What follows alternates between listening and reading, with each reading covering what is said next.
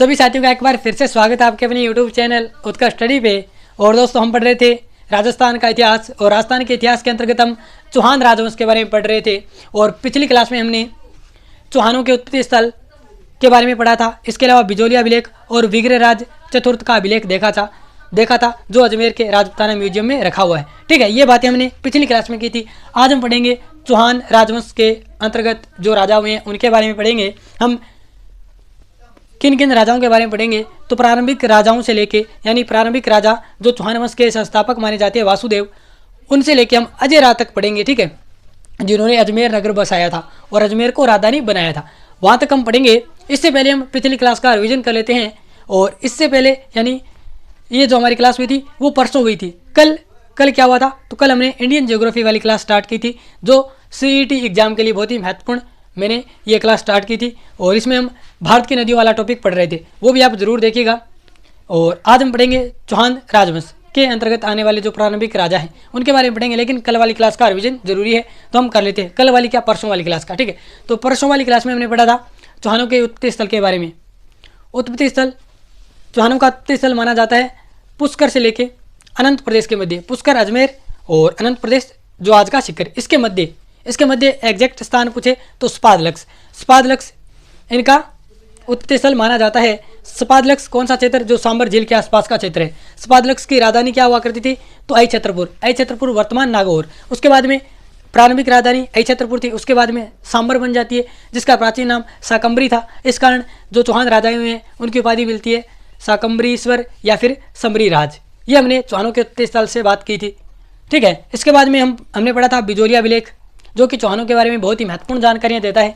तो हमने पढ़ा था कि बिजोलिया अभिलेख 1170 ईस्वी का है, सोमेश्वर के समय का है, और ये बिजोलिया के पार्श्वनाथ मंदिर में लगा हुआ है। ये क्या जानकारी देता है तो ये चौहानों की वंशावली के बारे में जानकारी देता है।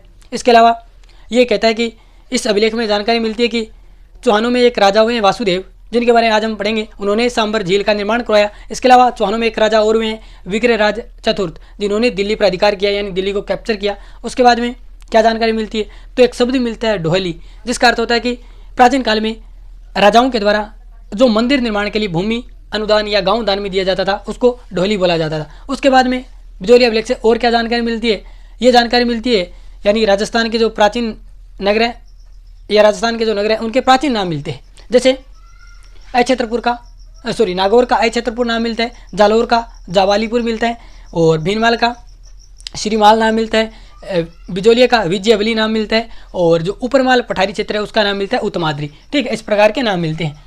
और इसके बाद में हमने और क्या पढ़ा था, और हमने पढ़ा था बिजोलिया अभिलेख के बारे में।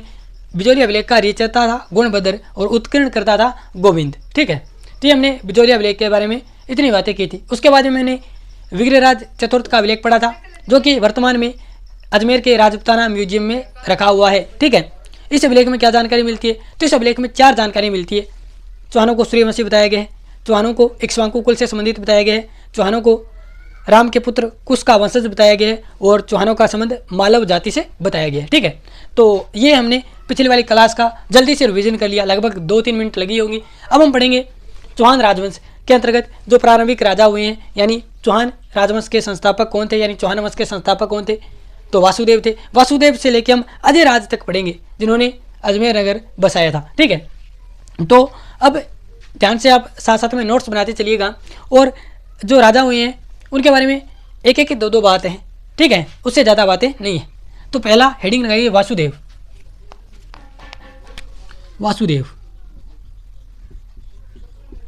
ठीक है, वासुदेव हैं, इनको चौहान वंश का संस्थापक माना जाता है।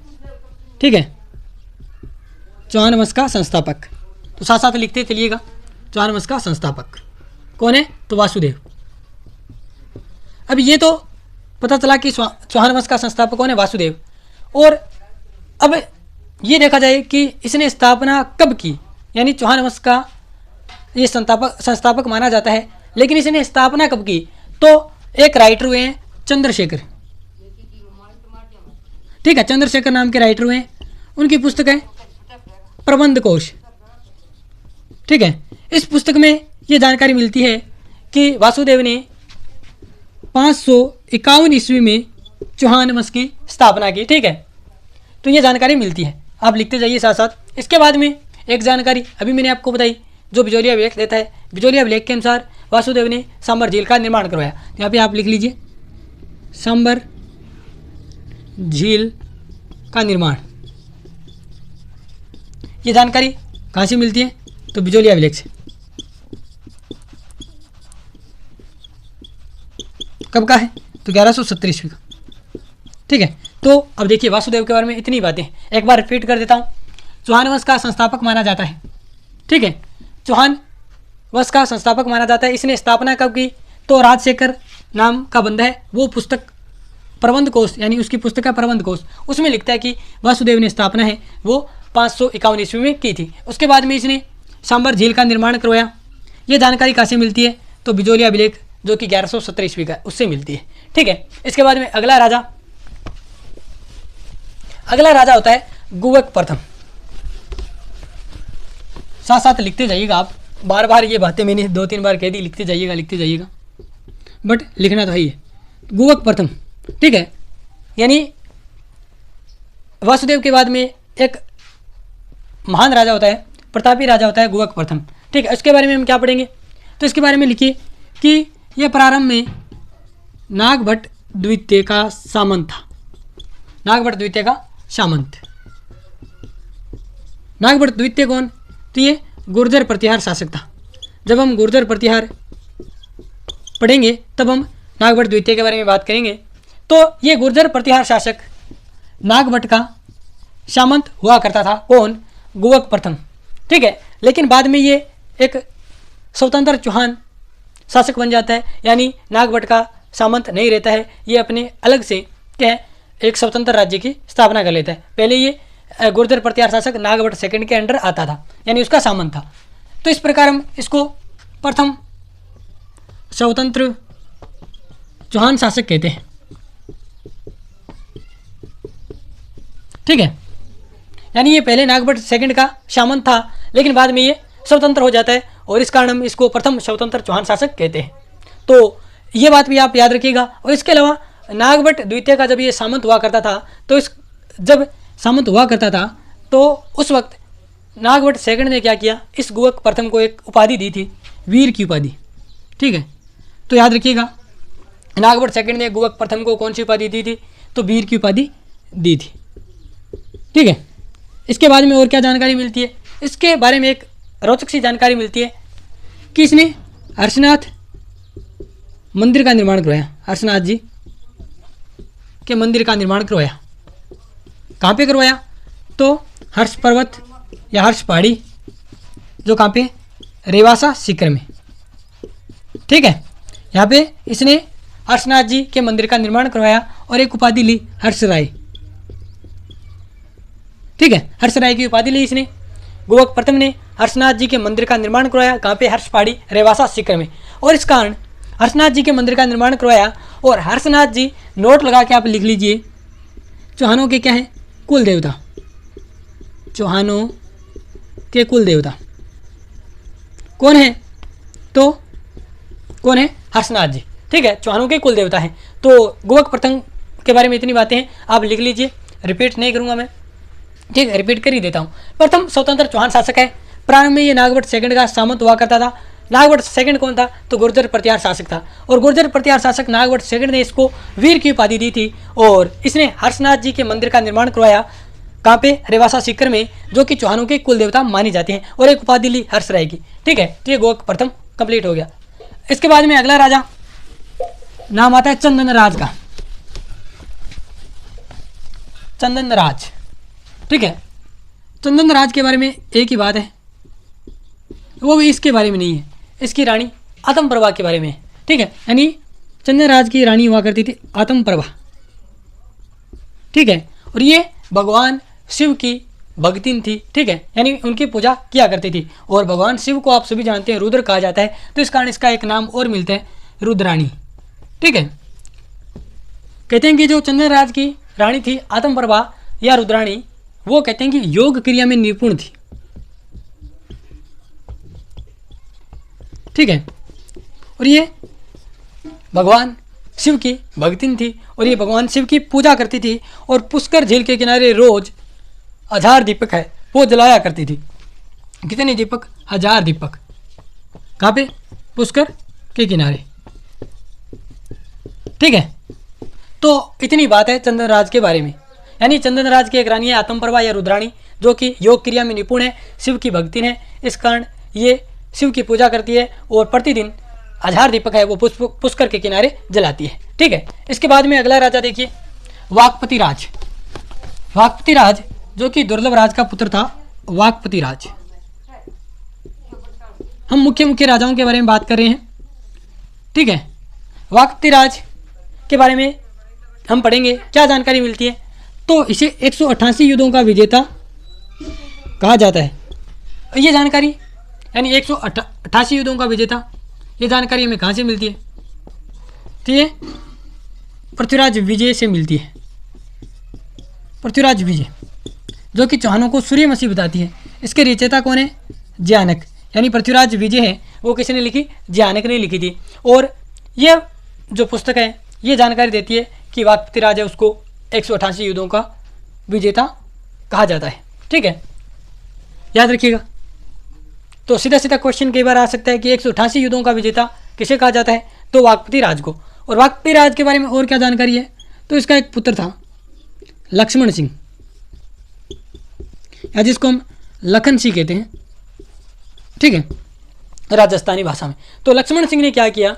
एक स्वतंत्र चौहान राज्य की स्थापना की, अपने डैडी से न्यारे या अलग स्वतंत्र चौहान राज्य की स्थापना की। वो राज्य कौन सा था? तो नाडोल में। नाडोल आप सभी जानते हैं कहाँ पे पड़ता है? पाली में। यानी इसने अलग से एक स्वतंत्र चौहान राज्य की स्थापना की। कहाँ पे? नाडोल, पाली में। और कब की? तो 950 ईस्वी में। ठीक है, तो वाकपति राज के बारे में इतनी बातें हैं।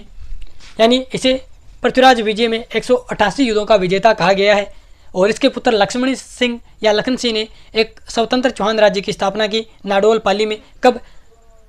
950 ईस्वी में। ठीक है, तो आप साथ साथ में लिखते जाइए। आगे हम चलते हैं। आगे एक राजा हुआ है विग्रहराज सेकंड।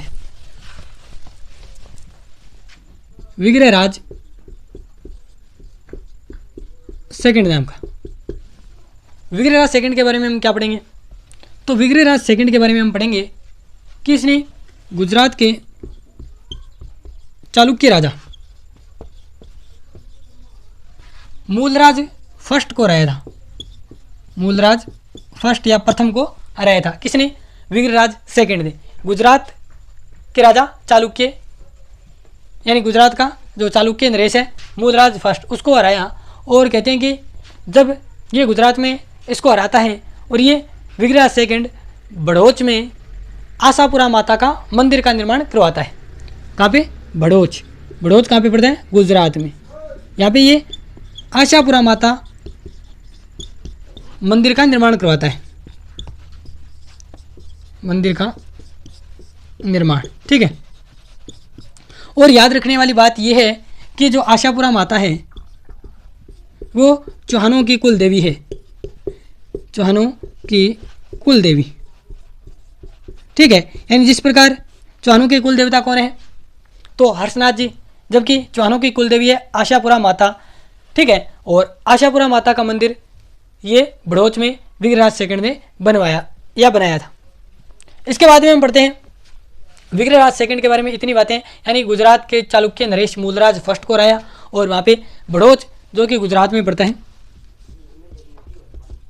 यहाँ पे इसने आशापुरा माता के मंदिर का निर्माण करवाया जो चौहानों की कुल देवी है। इसके अलावा इसकी एक उपाधि मिलती है, जबरदस्ती उपाधि है, खुर। ये खुर है रजो अंधकार। खुर रजो अंधकार। ठीक है, अब ये उपाधि क्यों मिलती है? तो कहते हैं कि जब विग्रहराज सेकंड की सेना शत्रु के विरुद्ध चला करती थी तो उसके घोड़ों की टाप से इतनी धूल उठा करती थी कि आकाश है वो सारा अंधकार, आकाश में अंधकार छा जाता था। ठीक है, तो इस कारण इसकी उपाधि मिलती है खुर रजो अंधकार। यानी खुर का मतलब घोड़ों की जो टापें हैं, खुर हैं, उनसे धूल उठा करती थी। जो रजो मतलब आकाश। ठीक है, आकाश, उसमें क्या कर देती थी? अंधेरा कर देती थी। ठीक है, तो इस कारण इसकी उपाधि मिलती है खुर रजो अंधकार। ठीक है, विग्रहराज सेकंड के बाद में एक प्रमुख राजा बनते हैं गोविंद तृतीय।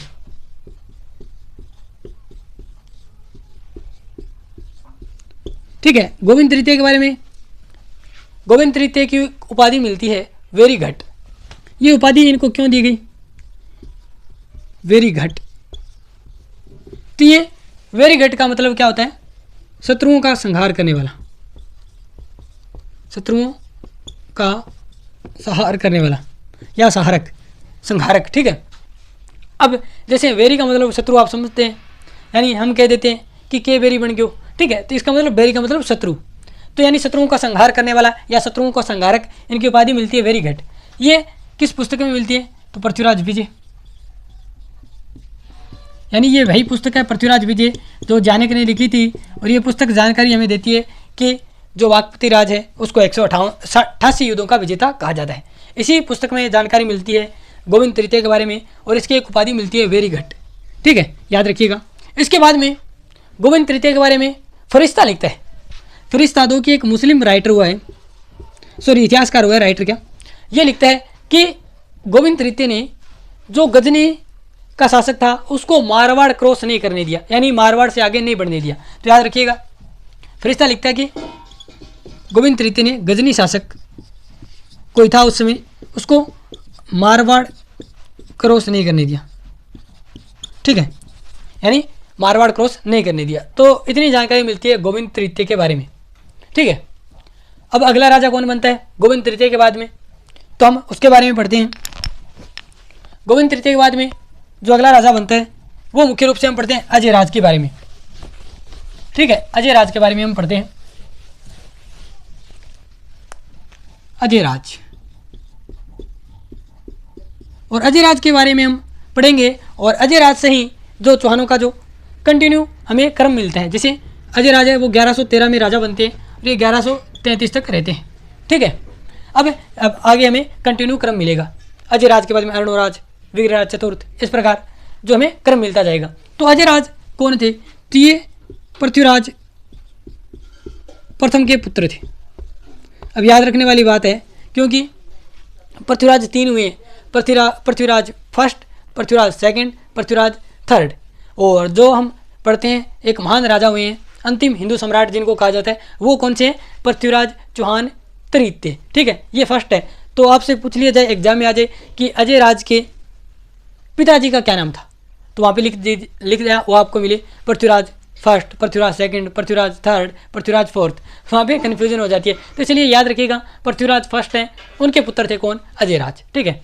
और पृथ्वीराज फर्स्ट के बारे में एक जोरदार किस्सा आता है कि पृथ्वीराज फर्स्ट के समय जो गुजरात वाले चालुक्य हैं उन्होंने पुष्कर में ब्राह्मणों को लूटने का प्रयास किया था। और कहते हैं कि पृथ्वीराज फर्स्ट ने क्या किया, कहते हैं कि 700 ब्राह्मण हैं, सॉरी 700 चालुक्य हैं, वो यहाँ पे पुष्कर में ब्राह्मणों को लूटने आए थे। और उन सभी 700 चालुक्यों को पृथ्वीराज फर्स्ट ने क्या किया, मौत के घाट उतार दिया। ठीक है, ये एक किस्सा मिलता है ऐसा। वैसे कोई ऑथेंटिक जानकारी नहीं है, लेकिन ऐसा किस्सा मिलता है। उसके बाद में देखिएगा अजय राज के बारे में हम क्या पढ़ेंगे। तो ये पृथ्वीराज फर्स्ट के पुत्र थे।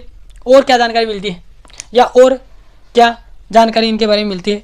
तो पृथ्वीराज ने, सॉरी अजय राज ने, आप सभी जानते हैं अजमेर नगर बसाया था। कब बसाया? तो 1113 में